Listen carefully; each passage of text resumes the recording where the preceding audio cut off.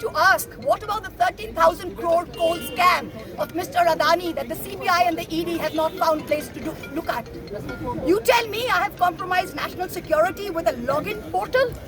Mr. Adani is buying all our ports, all our airports, and his shareholders are foreign professional investors, and the Ministry of Home Affairs is giving them clearance to buy all our infrastructure.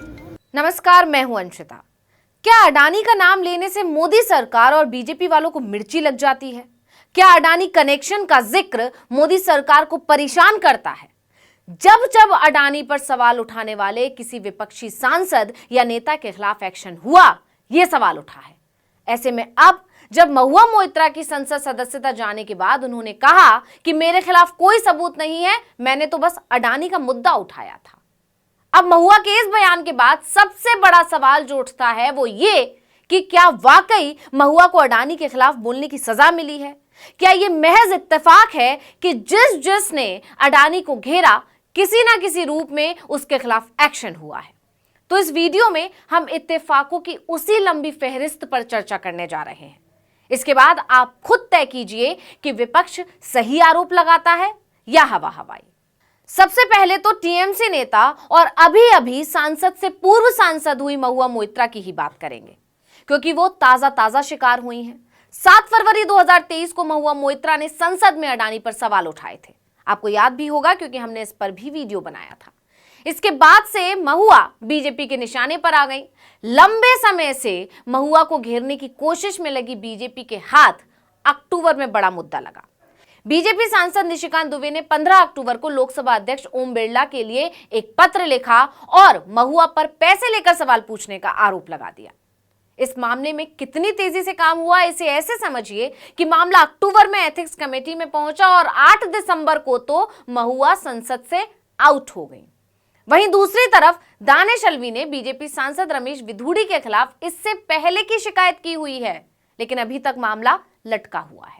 खैर, इस पर चर्चा नहीं करते हैं, क्योंकि हम यहां बात उन कार्रवाइयों की कर रहे हैं जो विपक्ष के खिलाफ पिछले कुछ समय में हुई हैं। खास बात यह है कि इनका कनेक्शन कहीं ना कहीं अडानी से है। महुआ से पहले कांग्रेस सांसद राहुल गांधी की संसद सदस्यता गई थी। उस समय भी विपक्ष ने यही आरोप लगाया था कि राहुल ने क्योंकि अडानी को लेकर संसद में सवाल किया, इसलिए उनके खिलाफ मोदी सरनेम वाले पुराने मामले को उठाया गया। क्या यह महज इत्तेफाक है कि फरवरी महीने में राहुल ने मोदी और अडानी की तस्वीर दिखाकर संसद में पूछा था ये रिश्ता क्या कहलाता है, और 24 मार्च को मतलब 1 महीने बाद ही उनकी संसद सदस्यता चली गई थी। हालांकि बाद में लंबी लड़ाई के बाद अगस्त में उनकी सांसदी बहाल भी हो गई। खैर, आगे बढ़ते हैं तो ऐसा ही कुछ हाल आप सांसद संजय सिंह का हुआ।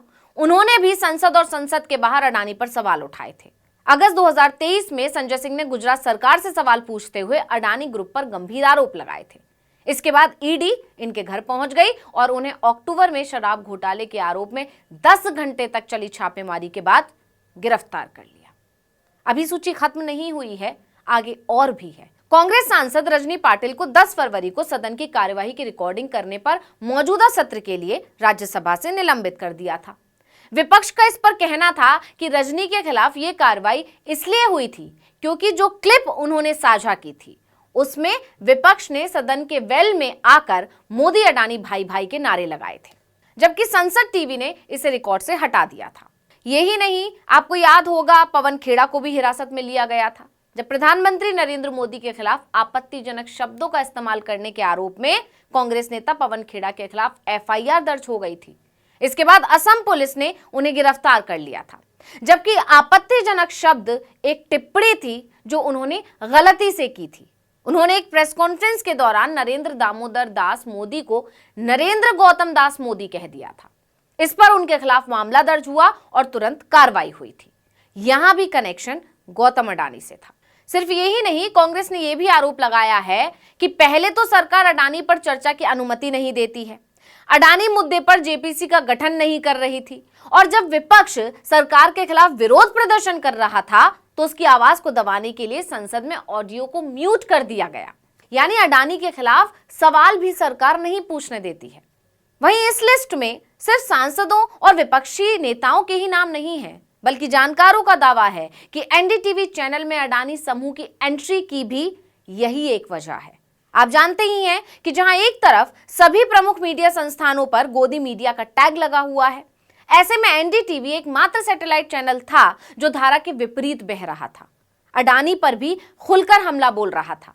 नतीजा, अडानी ने पीछे के दरवाजे से एंट्री कर ली और एनडीटीवी का अधिग्रहण कर लिया और चैनल हो गया अडानी की मुट्ठी में।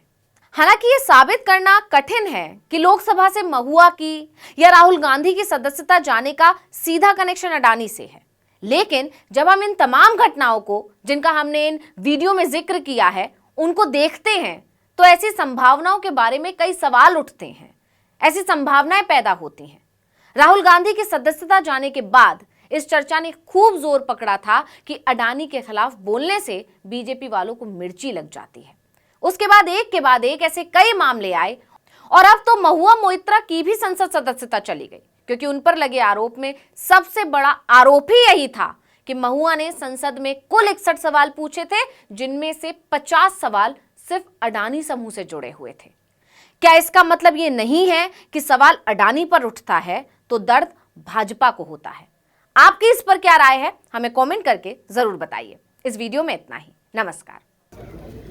What is important is that if this Modi government thought that by shutting me up, they are going to do away with the Adani issue, let me tell you this, that this kangaroo court has only shown to all of India that the haste and the abuse of due process you have used demonstrates how important Mr. Adani is to you and to what length you will go to harass a single woman MP into shutting her into submission. But I would like to ask, what about the 13,000 crore coal scam of Mr. Adani that the CBI and the ED have not found place to look at?